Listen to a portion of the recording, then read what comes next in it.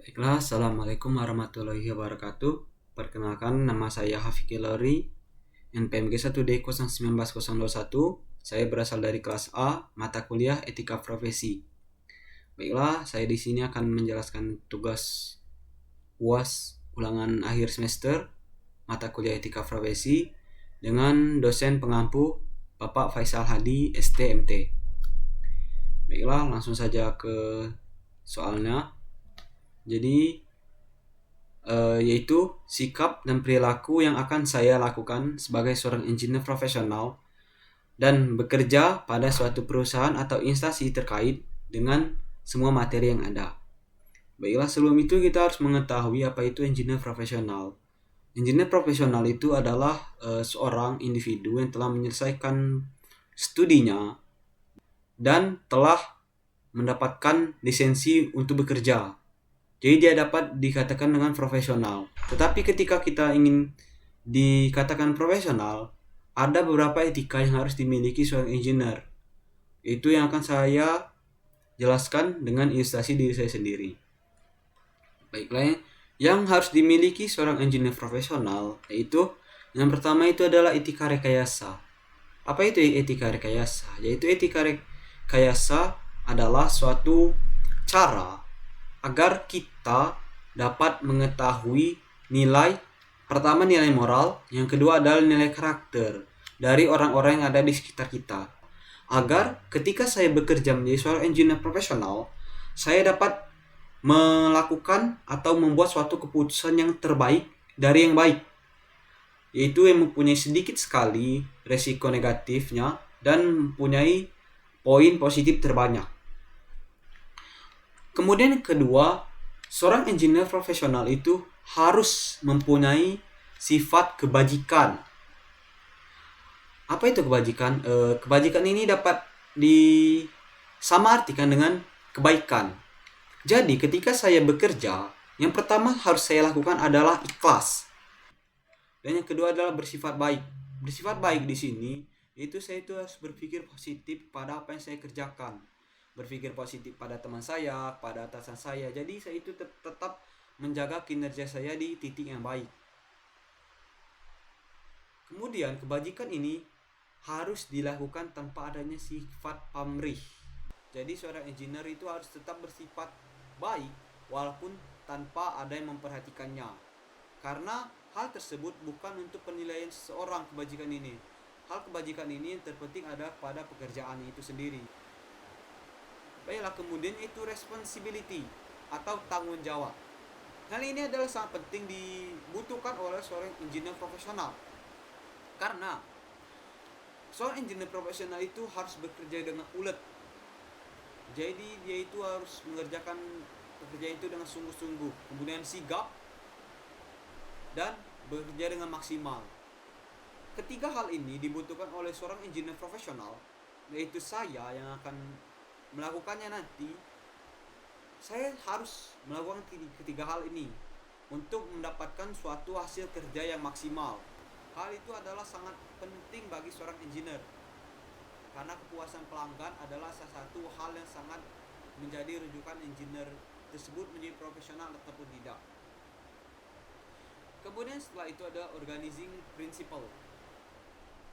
Jadi saya itu harus menganggap bahwa tempat kerja saya itu adalah suatu tempat organisasi yang terdiri dari atasan ataupun ketua, sekretaris, bendahara dan lainnya, dan juga ada bawahan saya, dan ada juga orang-orang di luar organisasi, yaitu masyarakat dan pengguna jasa saya. Jadi saya itu harus dapat menerima seluruh kritik yang saya dapat, dan juga saya harus menerima saran-saran dari mereka agar hal tersebut dapat mengakibatkan saya membuat suatu keputusan yang sangat baik. Jadi keputusan yang saya buat itu telah konkret dan telah diberikan kritik dan saran oleh seluruh orang yang ada di tempat bekerja saya dan orang yang ada di luar tempat bekerja saya, agar alat ataupun proyek yang saya kerjakan itu dapat bekerja dengan baik dan maksimal. Yaitu yang kelima adalah framing the problem. Apa itu framing the problem? Yaitu framing the problem ini suatu konsep yang mengotak-ngotakkan suatu masalah. Jadi ketika saya mendapatkan suatu masalah di tempat kerja saya itu mengatakan ini masalahnya seperti ini, yang ini seperti ini, kemudian efek negatifnya seperti apa, efek positifnya seperti apa.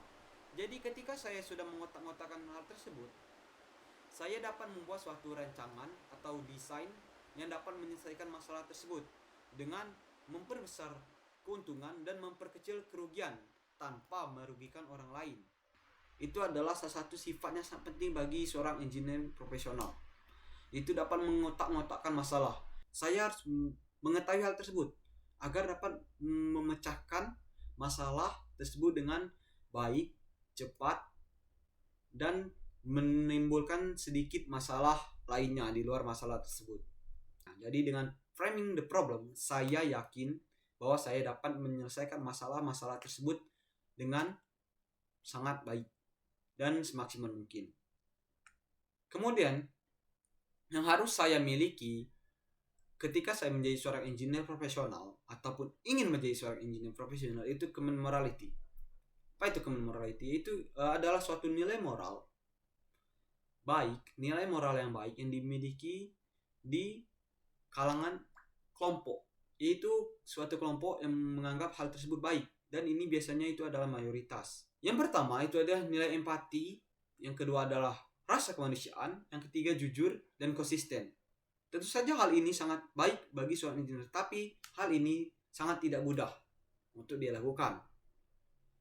Yang pertama adalah empati dan kemanusiaan. Dibutuhkan sekali oleh saya, dan saya akan selalu menaatinya untuk dapat menciptakan suatu kesimpulan ataupun pekerjaan, menghasilkan hasil pekerjaan yang tidak merugikan orang-orang lain. Kemudian jujur dan konsisten.